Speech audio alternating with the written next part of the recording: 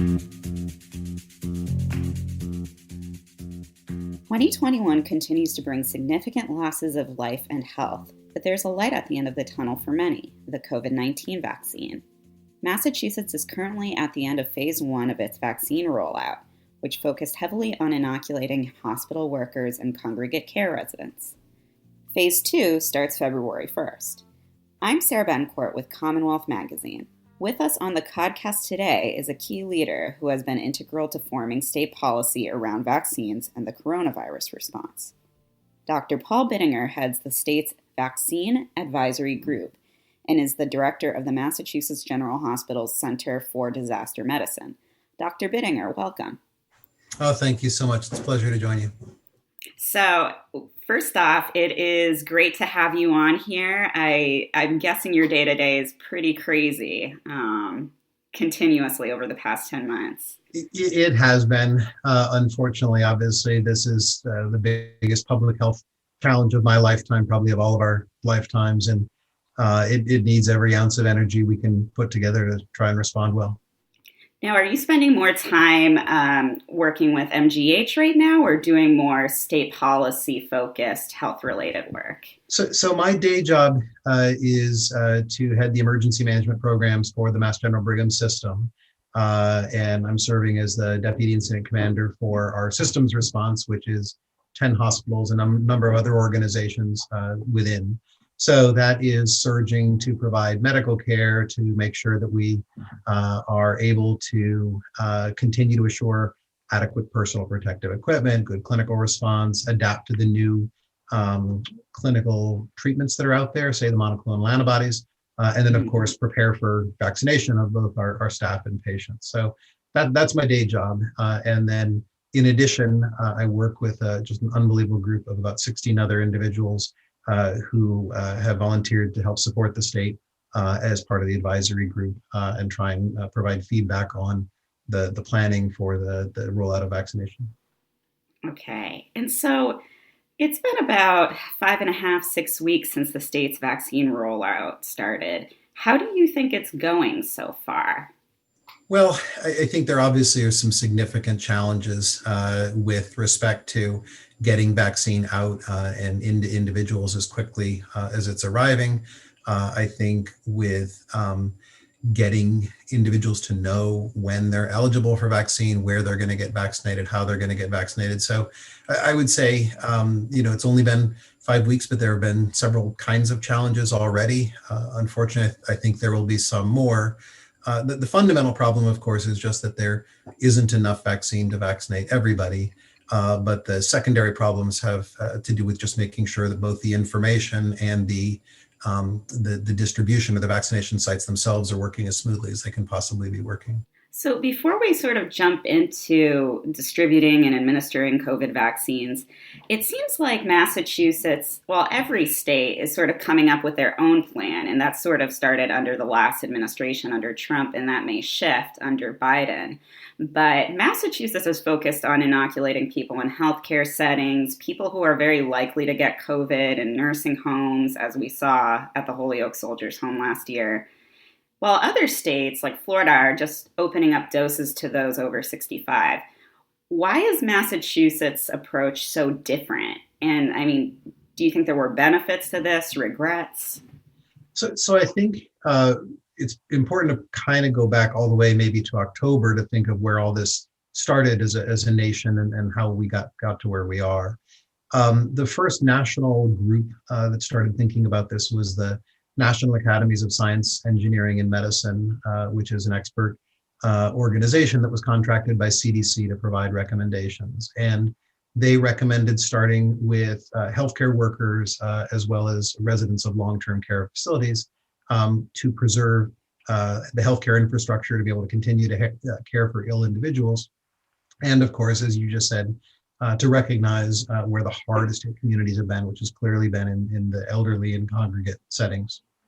Then from there, they had a 4-phased approach that they had recommended that slowly expanded to other healthcare workers, other vulnerable segments of society, what are sometimes either called critical workers or essential workers, those whose services are definitely needed in society, but also those who put themselves at risk by being out there in the public, and then eventually to the general public. From that set of recommendations from the national academies, the CDC has a group called the Advisory Committee on Immunization Practice, or ACIP.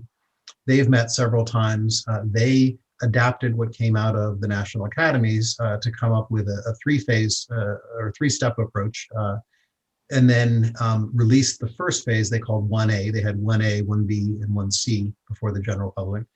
And then after that, and we'll come back to it, but after that, they actually changed their phases. They adapted about halfway through. So it's part of some of the changing infrastructure that everybody's been trying to react to. So how has that translated, at least in Massachusetts? Because you have all these different groups within each phase getting vaccinated. And in some cases, it seems like, for hospital workers, for instance, the response was very quick. A lot of people were inoculated, but in other facilities, less people were inoculated, less appointments were being fulfilled by people showing up, and there were some extra vaccines left over. What needs to happen moving forward, I guess, to adjust? So I think to emphasize what has been the same across most of the U.S. And includes Massachusetts, is again the recognized need to make sure that the healthcare workforce is preserved and can care for patients. Especially these recommendations were crafted as case numbers were rising dramatically, as you may remember in October, November. We're clearly facing that second wave that thankfully seems to be abating slightly now. And then, of course, to protect the most vulnerable. What Massachusetts did was recognize who really also is vulnerable in that infrastructure and called them out specifically. So, of course, healthcare workers working in healthcare organizations are pretty easy to define. There's a very large, especially here in Massachusetts, there's a very large home health workforce who comes typically from vulnerable communities, often communities with very high prevalence of COVID, and they go home to home. And both for equity and epidemiology reasons, the advisory group felt it was really important to consider them early in the phasing, just like other healthcare workers. Similarly, those in congregate settings, and that can be group homes, domestic violence shelters, disabled homes, other settings where individuals live together and are vulnerable. And I would include actually prisons and jails in that. Right. There's just a clear risk of increased transmission. 40 of the 50 largest clusters in the country have occurred in prisons and jails in the U.S. And so where Massachusetts was more specific than many states was in calling out some of these groups of congregate settings or these individuals within healthcare. And I do think that slowed the rollout because it took longer to get to those some of those groups than simply opening up, say, by age criteria. Okay. And so I've actually done a lot of coverage around prisons and jails, and it seems like they've had multiple surges of coronavirus cases. Is there anything that you think can be done specifically around vaccinations to sort of improve what's been going on there? I know several state prisons have seen at least 3 or 4 waves. Absolutely. So I think vaccination is one of the most important.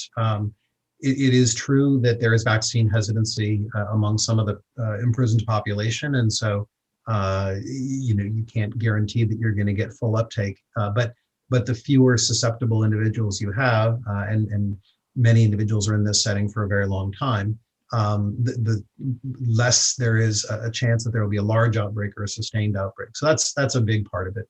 Certainly other public health measures inside the jails matter as much as they do outside the jails in terms of as much distancing, hand hygiene, masking, et cetera, that you can do. But the advisory group felt it was really important as a basic health issue that individuals who cannot always distance the same way as if they were outside of prison would be able to have access to vaccine. And do you have any sense on how that's going so far? I think it's been about 10 days. Yeah, I don't have numbers, unfortunately, but I do know, for what it's worth, that in several states outside of Massachusetts, there have been calls to include that population after they were not included initially. Now, there's certainly in other parts of the country there's been controversy about including that patient population as well. Right. But I think of those states, of some states that didn't include um, the full breadth of congregate settings, there have been calls to increase it from an epidemiologic perspective. And so, as someone who's personally quite interested in reporting on prisons and jails, have you been approached in the past few months or through the advisory committee about reducing the size of the prison population? Because it seems like this is an alternative that some advocates have wanted to consider for a while now. And there have been some efforts from the state and county jails, but it's far more complicated in state prisons. Yeah, unfortunately, I would say I have not personally been approached on it, and not the advisory group, not formally either. Okay. And so, what are your thoughts? I mean, it seems like there's been a pretty good push to get all of the different groups in phase one inoculated. And I think there was a press release out a few days ago, and the governor announced, everyone in phase one can now be inoculated. Within those different groups, how are things looking? Like, for home care workers, for instance, I know many are Haitian or Latino, and there's often this pushback against vaccines. Has there been lower numbers in those groups than others? How's that worked out? So the data is still coming in. I would say clearly it's uneven, and I think that there really are two main factors. One is those workers who are part of the larger formal healthcare system have found it much easier to get vaccinated, right? If you work for a hospital or for a nursing home, either your hospital or the Federal Pharmacy Partnership or others have provided you vaccine, and it's been pretty straightforward. For home health workers, it's been much harder, and they've had to work with clinics or hospitals or others to try and find a site for vaccination. So this is one of the chief problems, is just because you're prioritized doesn't mean that you automatically have a site where you know that you can go get vaccinated. And as other sites, whether it's public health department clinics or hospitals or even the mass vaccination sites that are now open, as those have come online, now it's been easier to vaccinate home health workers. But I'll tell you, we had some capacity we've opened up within my own health system's vaccination now that we've vaccinated a substantial portion of our workforce. And as we've opened up a couple of thousand slots, they fill almost immediately. So there is still demand out there for individuals who are eligible to find a site that can vaccinate them. And those are individuals who are eligible during phase one. Correct. Those are individuals who are eligible during phase one. And have you heard about like other, not just hospitals, but local boards of health that have administered the vaccine to, everyone that they want, and now they're just seeking to vaccinate others, but they're sort of waiting for state approval to vaccinate other populations? So I think there's a lot of challenge in trying to get it right, in being equitable and being ethical and effective in what you're doing, but also not holding back. So there were several local public health departments all around the state that stood up vaccination sites and very quickly got through the first responders, so the fire, police, and EMS staff that work in their communities, and the hospitals, I think in general, did a pretty good job getting through their workforce. But then, and my understanding from the state is that we're maybe about 2/3, maybe a little bit less, through phase one. So we're not all of the individuals in phase one have been fully vaccinated yet, but of course you don't want to hold back, and that is my understanding of part of the logic of moving on to phase two now as of February 1st, as of Monday. So I'm sorry, go ahead. I was going to ask, for those people who decide that, they want to learn more about the vaccine, has there been a strong education campaign within these different groups? Yeah, I think there have been a lot of educational campaigns, and exactly, I think I was getting to what you were about to ask, which is there really has been different uptake. And I think for those who are hesitant, trying to outreach and answer questions. So I am aware that in some of the long-term care facilities, some of the staff have had lower rates of uptake. I've heard reports outside of Massachusetts of as low as 50%. Whereas in the healthcare system, I think most of the acute care hospitals are a lot closer to 75% uptake.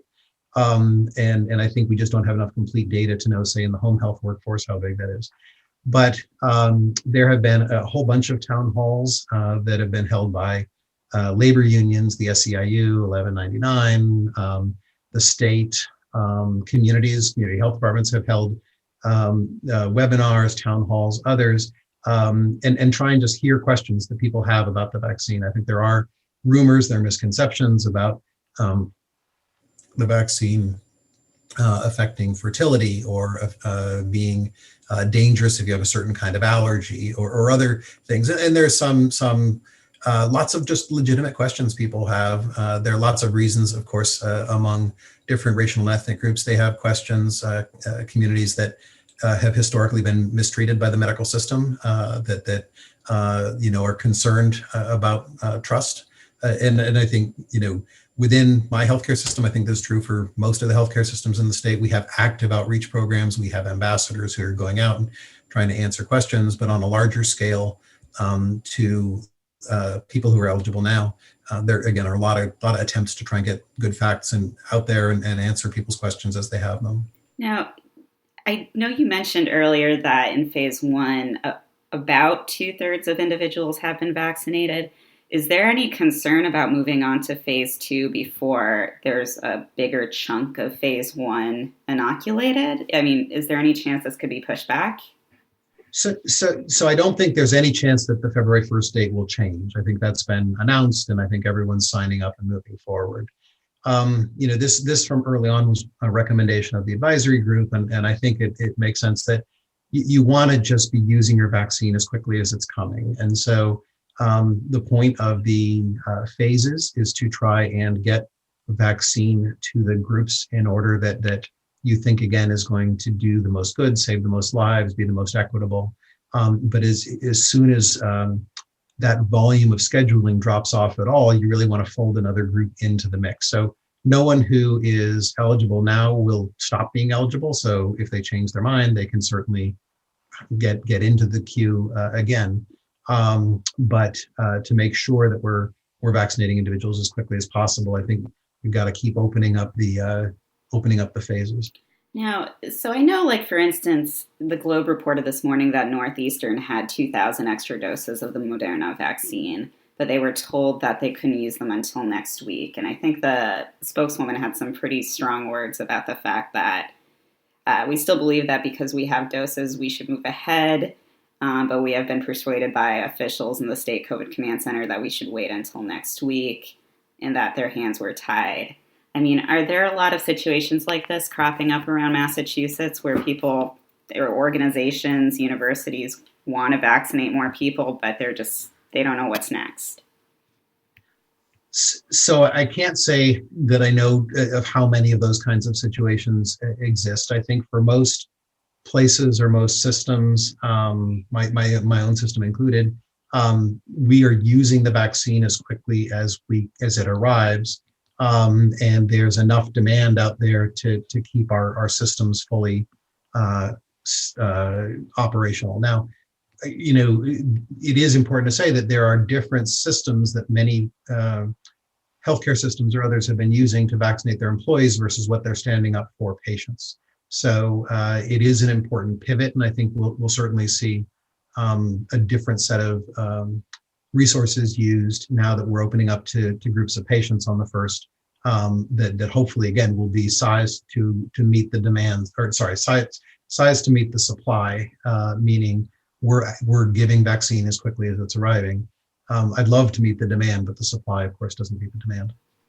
And so do you have any idea, I know this updates every Thursday evening, but how many people have been administered the vaccine so far? Because I know about a week ago it was a little over 350,000. I'm guessing that's grown. It should be growing. The state receives just over 80,000, I believe it's close to 85,000 doses of vaccine per week. These are first doses. And so one would hope that the number will grow close to that number of new vaccines as it's coming. I know there's been a lot written about the vaccines that are in the freezers. Some of that I think is valid, and every part of the vaccination system needs to be more efficient so that the vaccine is flowing as quickly as possible. Some of that is unavoidable. So, for example, when the vaccines basically arrive once a week, and so it takes a week to spend down the vaccine that you're giving or to administer it.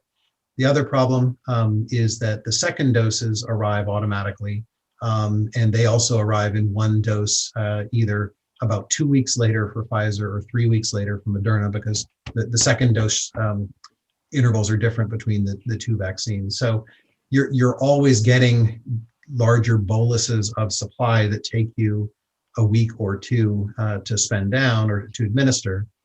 In the early days, the delivery of vaccine to Massachusetts was actually uneven and came in sort of fits and starts. And so some of those early deliveries to the state exceeded the week's vaccination supply or capabilities, meaning the state got more than it could administer in a week or two. And that means now that we're getting second doses, again, there's a bit of a backlog, but I expect in the next couple of weeks that really should work its way out and get much smaller. Now, is there any, wiggle room in adjusting the plan, and also having had your level of medical expertise, is there anything that you wish you could just, snap your fingers and unilaterally change about what's going on right now? Yeah, I guess there's certain things that I think anybody would wish if they could snap their fingers, and again, it's to vaccinate as quickly as possible. I think the number of different ways in which people can get vaccinated, whether it's from their healthcare system or a mass vaccination site or their public health department or a commercial pharmacy, is a strength, but it's also a real weakness that people feel pretty frustrated that they have to go from place to place to place to look and to try and determine whether there's capacity to register, et cetera. And so I would love to weave them all together better and make it easier for people to navigate that. I also think, one of the chief problems for the whole country, and it's been true very much here in Massachusetts, is the unpredictability of supply. Up until very, very recently, the state has not known week to week how much vaccine is coming and when it's coming. That means that the state hasn't been able to tell the hospitals or other vaccinators how much vaccine they're getting until sometimes a day or two before it arrives. And then the hospitals have to figure out how to scale their vaccination capability and to know how to staff, how many appointments to schedule. None of us wants to schedule a whole bunch of appointments and then cancel them. This unpredictability of supply has really been a challenge. And I think finally, it is working itself out better. The federal government is being more predictable and more communicative with the states about what they're getting. The states now have translated. So, my hospital system gets 4 days, 5 days more notice than we did before about how much vaccine is coming and when. And so the efficiency of our scheduling is so much better because now we can start reaching out as soon as we know the number, schedule appointments, get people vaccinated. And frankly, ideally, we're going to schedule a couple of weeks out.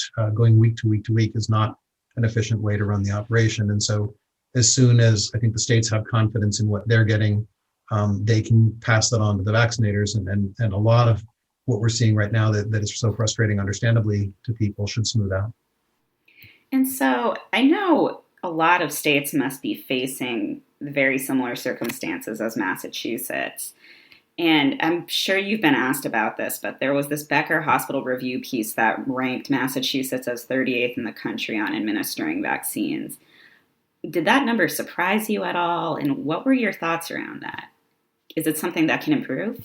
So I think there's clearly there are ways to improve. There's no question about that. But I think there are lots of ways to look at the numbers. I think Massachusetts still is a little bit closer to the middle of the country if you just look at percentage of the population that has been vaccinated on a per capita basis, so not quite that low. And depending on how you look at it, we are as high as 8th in terms of reaching our long-term care residents and communities in terms of the vaccines administered there. So, all of these things matter. And what I care most about is just making sure that the vaccine is in fact getting out to people in an equitable and effective way as fast as it can possibly be. And I don't think that we have yet shown that there isn't inefficiency still in the system. And I think that is surprising to a lot of people, because I think, in general, our healthcare system, our public health system does a really good job of taking care of the public. I just think there's been a lot that has been complicated about this rollout that I believe is being addressed. I think people are working really hard to fix the problems that have us where we are right now. Now, I'm assuming there's a lot of other states behind Massachusetts in vaccine rollout. I mean, what lessons could you take from other states to improve the situation in Massachusetts, so that March 1st, for instance, Becker's does another look and Massachusetts is up to number 12? What actual specific things would you do? So I think the specific things are to make it really easy for people to sign up for their vaccination, to make it really easy on the web or with the technical tools available, to know where there's vaccine available and how to register. Sorry, go ahead. Oh, no, I was going to say the governor just announced that a call center is going to be opening up, I think, next week. So I'm assuming West Virginia has done something quite similar, as have several other states. Exactly right. So I think, a call center is good. And I want to point out, things like call centers are really important, because, we, in the advisory group discussions, and I think a lot of what people are talking about with vaccination is you have to consider the equity of every part of this, given how blatant the inequity of COVID has been. That COVID has so clearly hit vulnerable communities of color, and those are the communities that by far need the best access to vaccination. So a lot of individuals in some of these communities may not have either access to computers or good internet, or may have language or other barriers that might make it hard. And so I very much do like the idea of common web portals, easy to use web portals, but they are clearly not just by themselves sufficient. So a call center, where you can talk to someone that has good linguistic capability is one part of this. And I think it's also just real engagement of the full breadth of the healthcare system. One thing that will be starting on February 1st, along with the mass vaccination sites and the hospitals, the community health centers, I think, are going to play a really important role in our state in helping us reach the populations that are so important. They are integral to the health of their communities. They are seen as trusted. I think they're really good at addressing hesitancy questions. And I think, they're located in a way that makes it easier for people to reach. So I would say, what would I love to see? I'd love to see it be as easy as possible. I'd love to just have the communication be as smooth as possible. We sadly, for the next couple of months at least, are going to be faced with a situation that we still just don't have enough vaccine to do everything we want. That is being worked on at the federal level. That's nothing we can control at the state level, but we can at least provide people information to let them know what's happening, how it's progressing, so they don't feel like they're left in the dark about that. So we only have about 2 minutes left, but my last question to you, and it's something that I should have asked a little bit earlier. There's a lot of people who talk about the lineup of who gets vaccines in phase 2 and phase 3. More recently, I've been writing about educators being bumped down because of people 65 plus, which was a CDC recommendation.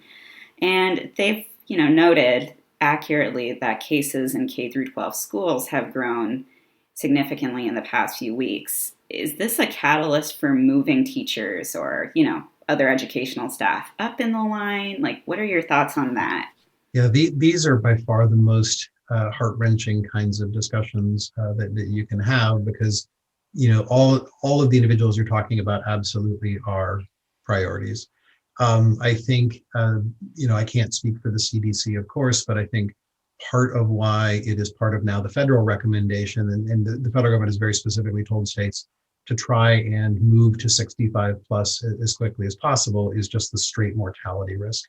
That when you look at individuals' risk of dying, the single most important variable for any given individual is their age.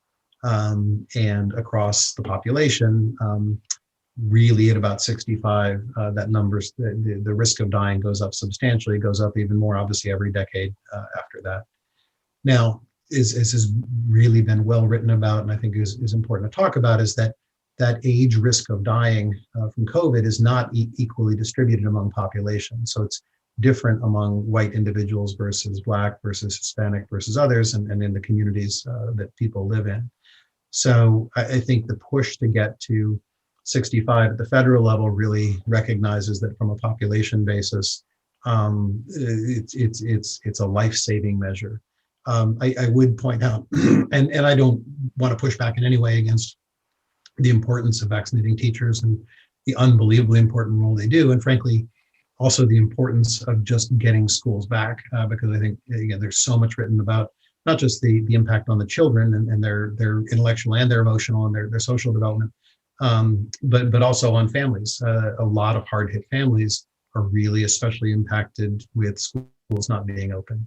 But what I would point out is the CDC just came out, I think, yesterday or the day before, with a pretty strongly worded recommendation that with a certain set of interventions in place, that there's not a lot of evidence for school-based transmission in the schools that have come back that, again, have had these interventions. So, again, I certainly don't want to suggest that it's not important to vaccinate teachers, because it is, but I think the reason that that the federal government is pushing states to go to 65 has to do with that mortality risk.